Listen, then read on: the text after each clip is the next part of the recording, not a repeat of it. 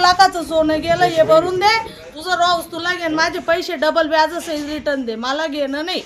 हां, काय लोक आम्ही एवढे सेफ्टी डोर टाकून तोडले नाही, खिडक्यांनी चोरी होऊ राहिली आताही. काय बांधकाम केलेलं आहे? काहीच बांधकाम चांगलं केलेलं नाहीये. मला अजिबात पटत नाही. माझे पुरे पैसे द्यायचे, भंडारीनी सोनं जायले, ते सोनं बिनं सगळं द्यायचं. मला रोस लागत नाही. हा आता मी एवढ्या 9 वर्ष तिथं गावातल्या पत्र्याच्या घरात काढलं, माझं कधी एवढंच सोनं गेलं नाही. माझं 9 तोळे सोनं असताना गेलं नाही, आणि इकडं माझं 2 तोळे सोनं जायले. पिंपळगाव बसवंत हादरलं. सोहन पार्कमध्ये एकाच रात्री 8 घरफोड्या, सोने रोकडसह 4 चाकी लंपास, चोरट्यांचा वाढता सुळसुळाट. नागरिकांमध्ये भीतीचं सावट. पोलिसांनी कडक कारवाईची केली मागणी. पिंपळगाव बसवंत शहरात गुन्हेगारीनं डोकं वर काढलेलं असून सोहन पार्क परिसरात एकाच रात्री तब्बल 8 रो हाऊसमध्ये धाडसी घरफोड्या झाल्यानं शहर हादरलं आहे. 6.5 तोळे सोने, रोख रक्कम आणि एक 4 चाकी वाहन चोरीला गेल्याने नागरिकांमध्ये भीतीचं वातावरण निर्माण झालंय.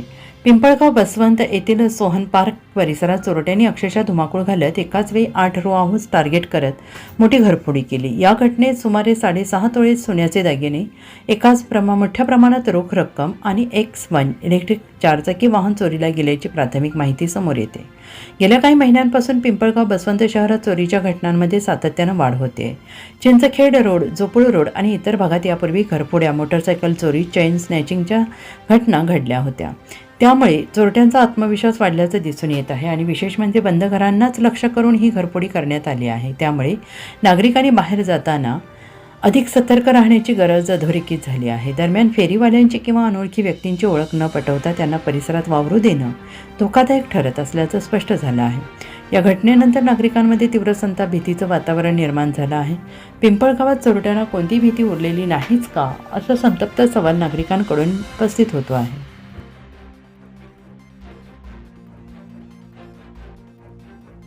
लोकांना सर्वप्रथम आम्ही जनजागृती करून कॅमेरे, वॉचमन, नंतर त्याचप्रमाणे ज्या बाहेर जाताना काही सूचना आहेत ते यापूर्वी पण आम्ही दिलेल्या आहेत. आता हा जो एरिया आहे पिंपळगावच्या सर्वात शेवटचा एरिया आहे. या ठिकाणी बंद घरं हे टार्गेट करून त्यांनी चोरी केलेली आहेत आणि याच्यामध्ये आमचे फिंगरप्रिंट, डॉग युनिट, त्याचप्रमाणे सायबर आणि ॲडिशनल SP साहेबांनी पण व्हिजिट दिलेली आहेत. त्याचप्रमाणे आमची क्राईम ब्रँच जी आलेली आहेत ती पण वेगवेगळ्या पद्धतीने आम्ही तपास करीत आहोत. यामध्ये गेलेले व्हेकल, त्याचप्रमाणे त्यांनी वापरलेले हत्यार, त्याचप्रमाणे त्यांनी केलेली एंट्री एक्झिट याचा आम्ही पूर्ण अभ्यास करून कुठल्या प्रकारचे ते आरोपी असू शकतात, हे कुठली बाहेरची टोळी आहेत का, हे काही स्थानिक याच्यामधले कोणी आहेत, या पद्धतीचा तपास करीत आहोत. आम्ही नागरिकांना याद्वारे आवाहन करतो की आपणाला यापूर्वीसुद्धा आम्ही विनंती केली होती की आपण असे आउटसाईड एरियामध्ये राहतात त्या ठिकाणी कमीत कमी आपल्या कॉलनी एरियामध्ये थोडेफार प्रमाणात तरी कॅमेरे लावावेत. त्याचप्रमाणे कमीत कमी एक वॉचमन तरी ठेवावा आणि आमची जे एक पोलीस व्हेकल आहेत तर पूर्ण गावाला चक्कर मारताना ती प्रत्येक वेळा 1-2 तासांनी त्या ठिकाणी येऊ शकते, वॉचमनला त्या ठिकाणी भेटू शकते आणि सुरक्षेच्या दृष्टीने आम्हाला अजून काय उपाययोजना करता येतील या पद्धतीने आम्ही सर्व नागरिकांची मदत घेऊन ते हे करत आहोत. त्याचप्रमाणे माननीय पोलीस अधीक्षक साहेब यांनी पण काही सूचना दिलेल्या आहे. ॲडिशनल SP, SDPO यांनी सूचना दिलेल्या आहेत. त्या सूचनाद्वारे अजून आरोपींचा मार्ग शोधून त्यांना लवकरात लवकर पकडण्याचा प्रयत्न करीत आहोत.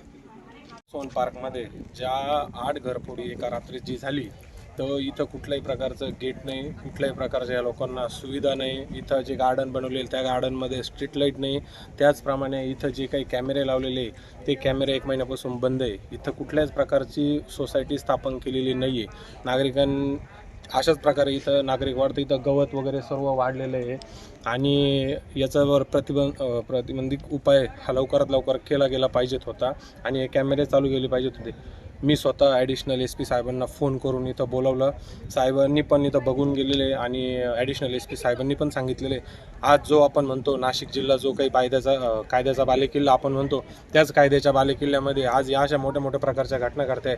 या एकदम चुकीच्या घटना घडल्या गेलेल्या आहे. गेल्या 6 महिन्यांपासून अनेक चोऱ्या आज या चंद्रभागा नगर चिंचखेड रोड परिसरात झालेल्या आहे. घरफोडी झालेल्या आहे, चेन स्नॅचिंग अशा मोठमोठे प्रकार झालेले, पण त्याचा कुठल्याही प्रकारचा शोध पोलिसांनी हा लावलेला नाही आहे आणि आम्ही आज या ठिकाणी सर्व कॉलनीचे नागरिक असतील किंवा चिंचखेड रोड म्हणून सर्वांना मी सांगतो की 8 दिवसामध्ये या सर्व ज्या काही चोऱ्या झालेल्या आहे त्याचा उलगडा हा झाला पाहिजे. चिंचखेड रोडला मोठ्या प्रमाणात चोऱ्यांचा सापटा सुरू आहे, तर नगर परिषदने पण कॅमेरे बसवणे गरजेचे असं काहीतरी एक निधी असतो त्या माध्यमातून बसवले जातील का? नक्कीच गावामध्ये आपण अनेक ठिकाणी कॅमेऱ्यांची तरतूद केलेली आहे आणि बसवण्याचे काम पण चालू आहे.